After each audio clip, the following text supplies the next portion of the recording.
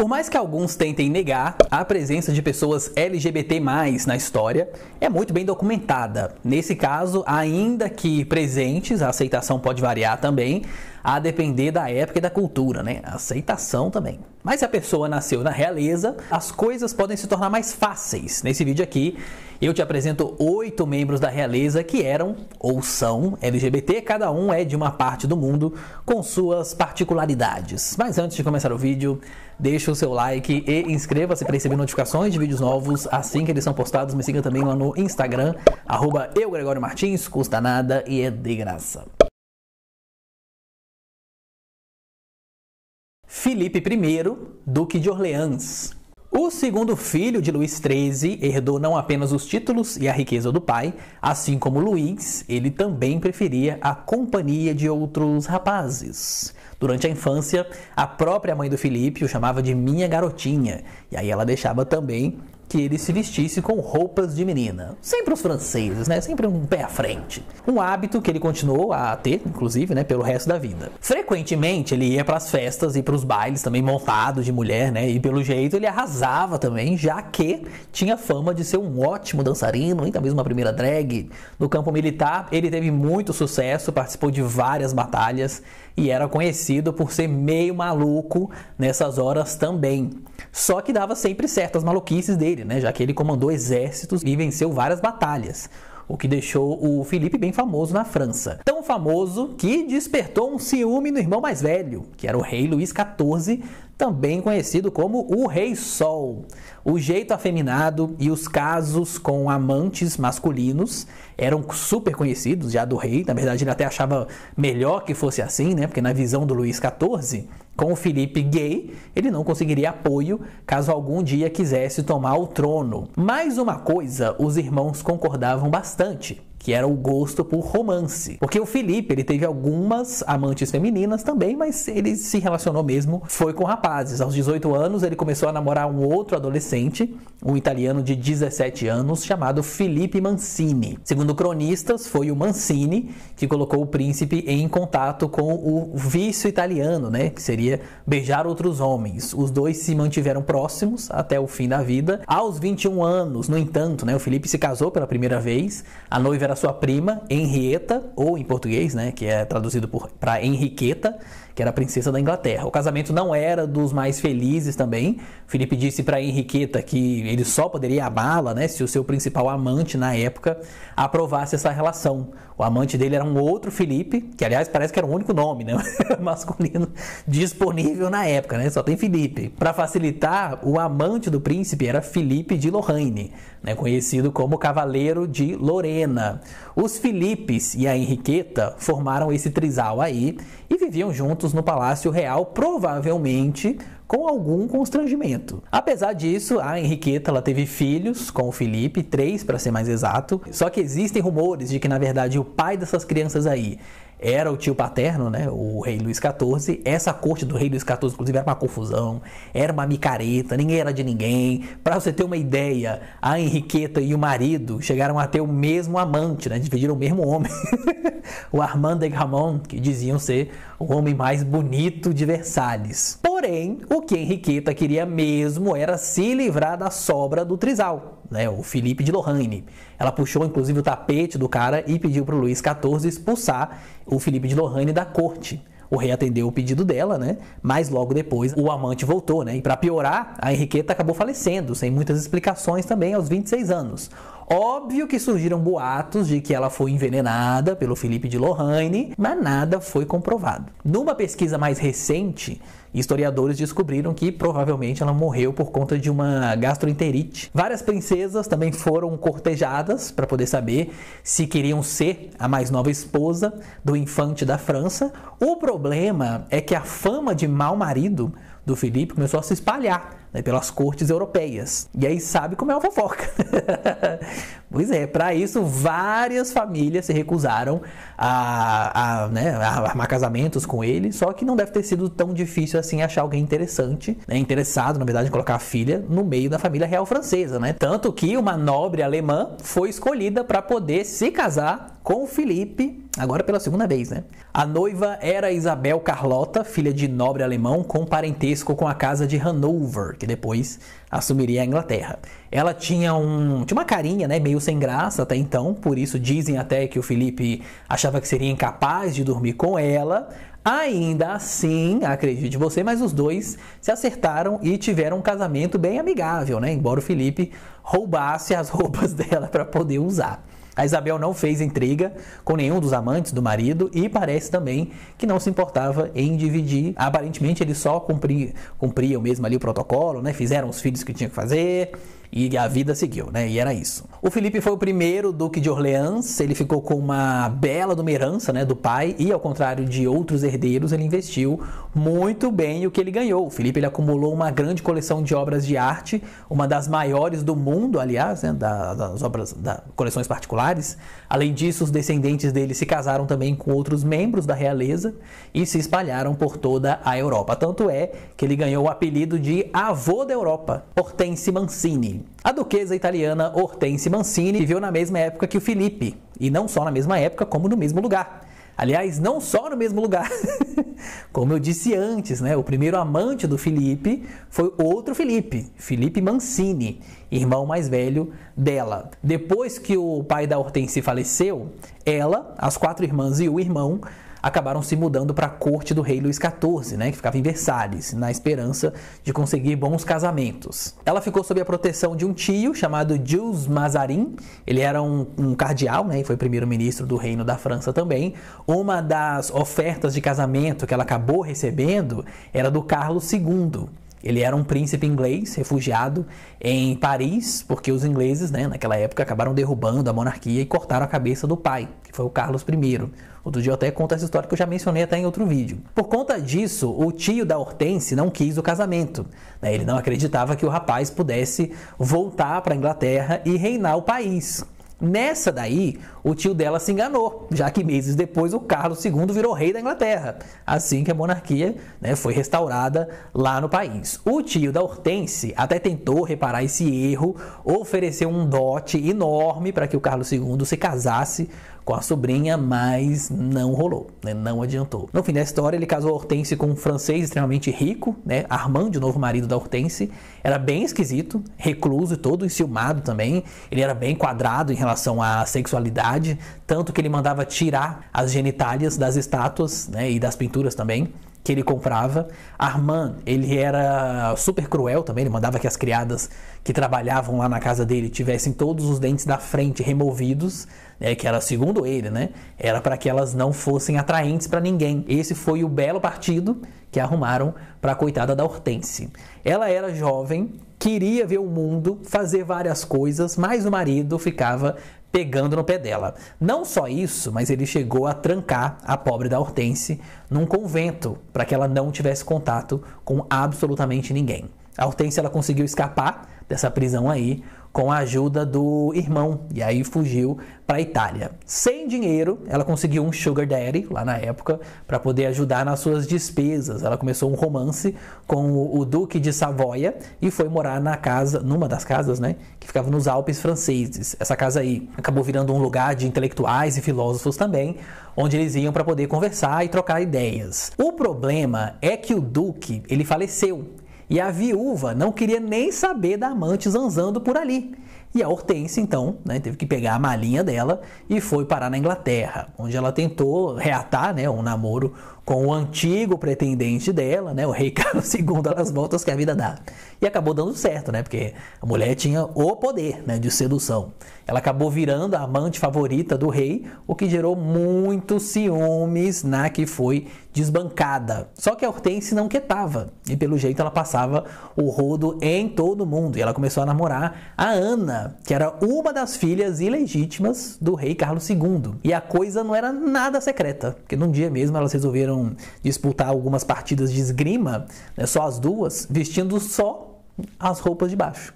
tudo isso ao ar livre, né, para todo mundo ver. O Carlos, ele não gostou nada dessa história aí, nem o marido da Ana, né, que acabou mandando a pobre para um convento. Ela, em protesto, óbvio, só ficava deitada na cama e passava o dia inteiro beijando uma miniatura, né, uma estatuazinha da Hortense.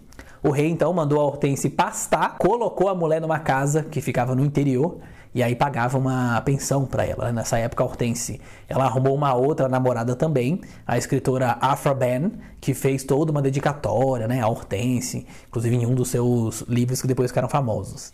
Ela morreu aos 53 anos de idade. O marido dela, Armand, que ficou esse tempo todo atrás dela, né, chegou a pegar o corpo da mulher, botou num caixão, andou com ele para cima e para baixo, né, uma coisa assim totalmente fúnebre mesmo. Só depois ele acabou permitindo que ela fosse enterrada no mausoléu da família dela. Henrique da Prússia. Henrique era o 13º filho de um total de 14 e neto do rei Jorge I da Inglaterra também, né? O irmão mais velho dele foi Frederico II da Prússia, que Deus e o mundo sabiam que era gay. O Henrique tinha uma rivalidade com o irmão e que, de certa maneira, né, é comum entre irmãos de famílias nobres. Apesar disso, os dois tiveram uma relação amigável, tanto que aos 14 anos o Henrique foi promovido a coronel do exército da Prússia. E de fato, assim, ele era um garoto, né? Chegou na posição por ser herdeiro, né? Não teve um merecimento mesmo, mas pelo menos ele fez um bom trabalho. O Henrique liderou tropas nas batalhas do irmão e nunca perdeu. Já adulto, o Henrique se casou. A esposa era Guilhermina, uma outra nobre alemã. O casal nunca teve filhos também, né? E ele não estava lá muito interessado nessa história de mulher, não. O Henrique nunca escondeu que ele era gay e parece que ele tinha uma quedinha por franceses, já que 2 dos seus namorados eram de lá, né? O irmão do Henrique, que era o Frederico, né, era uma gay bem rancorosa, ele ficava tentando roubar os namorados do irmão mais novo. Quando ele não conseguia fazer isso, ele ia lá e puxava o tapete deles. Um desses, inclusive, né, um desses casos foi o de um militar chamado Christian. Ele era major no exército da Prússia e virou o favorito do Henrique. O príncipe comprou até uma casa gigantesca para o namorado e, olha, o Sugar Baby aproveitou, porque a cidade toda sabia do quanto o Christian gastava ali na cidade. O Frederico, mesmo só para poder acabar com essa festa aí, nunca deixou o Christian subir de patente no exército. Ele também, por influência do rei, ele nunca recebeu a aposentadoria do exército. O Frederico, ele ainda acabou com todos os planos do irmão de algum dia se tornar monarca. O Henrique teve a oportunidade de virar o rei da Polônia, mas Frederico não deixou. Então veio o convite, né, da Catarina, rainha da Prússia, para o Henrique se tornar o rei de uma região ali que ela estava querendo meio que dominar. E de novo, Frederico deu um bloco no irmão e atrapalhou os planos dele. Um dia, em 1786... finalmente, o Frederico faleceu. O Henrique, então, virou conselheiro dos reis da Prússia, sem ter que se preocupar agora, né, com as mutretas do irmão.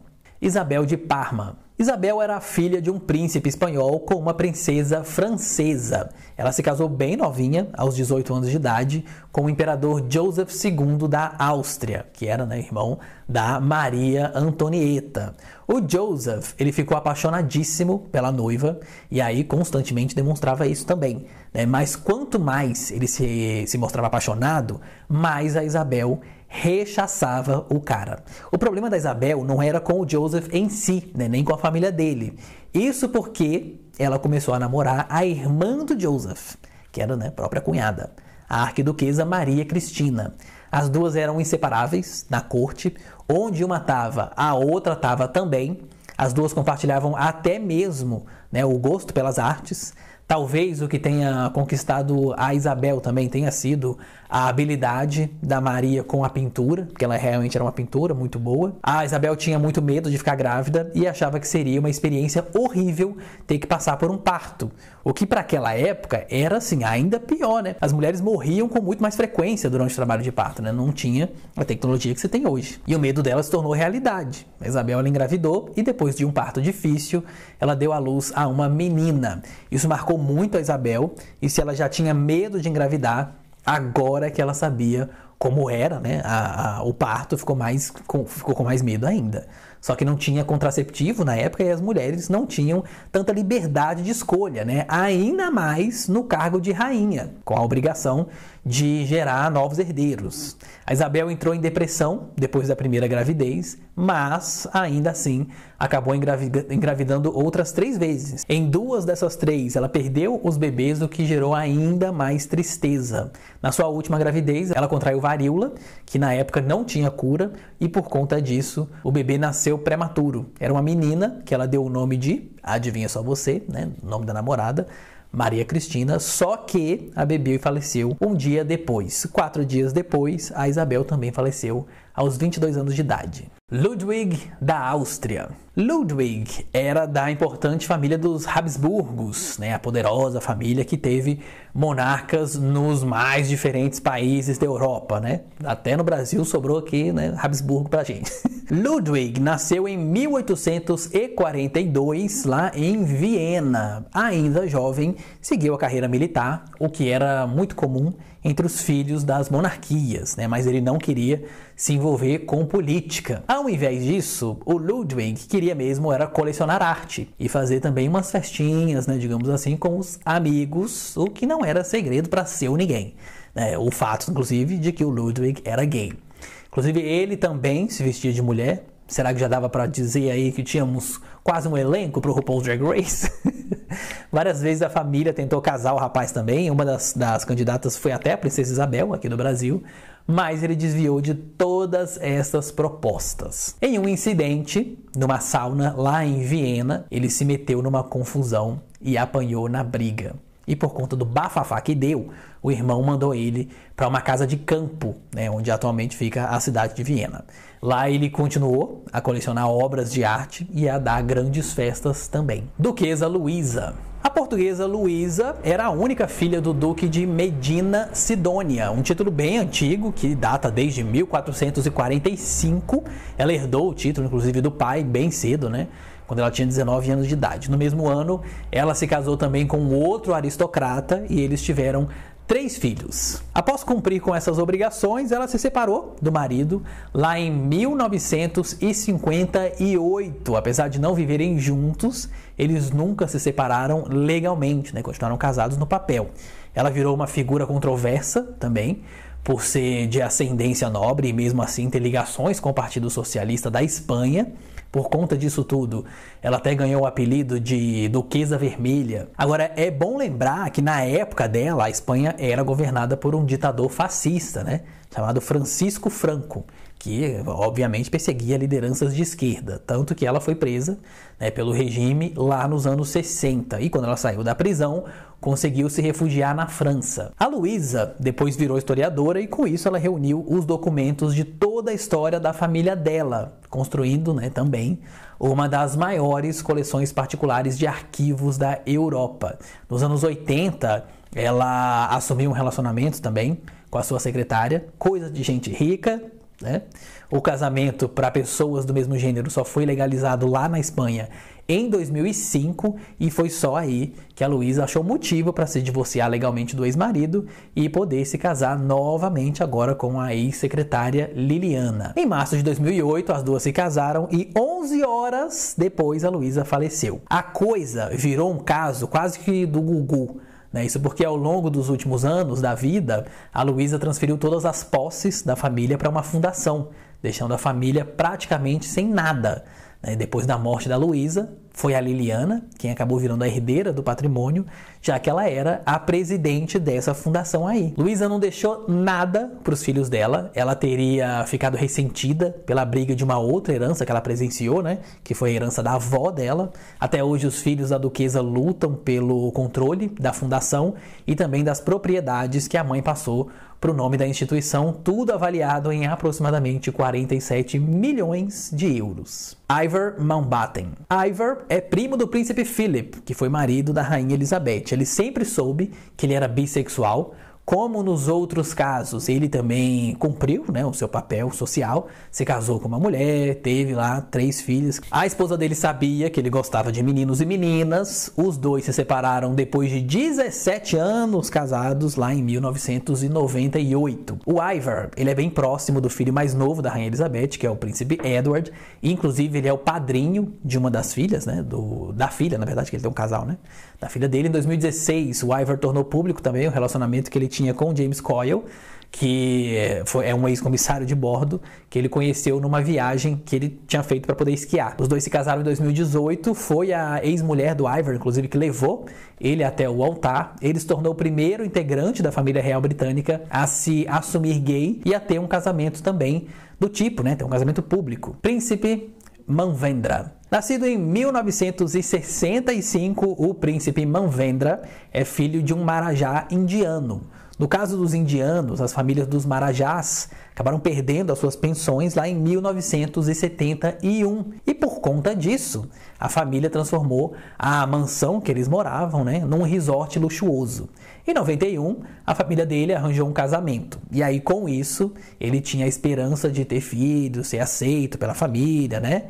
O Manvendra nunca consumou o casamento com a esposa e os dois viveram um casamento completamente infeliz, que chegou ao fim um ano depois. Em 2002, o príncipe foi internado por conta de um colapso nervoso que ele teve.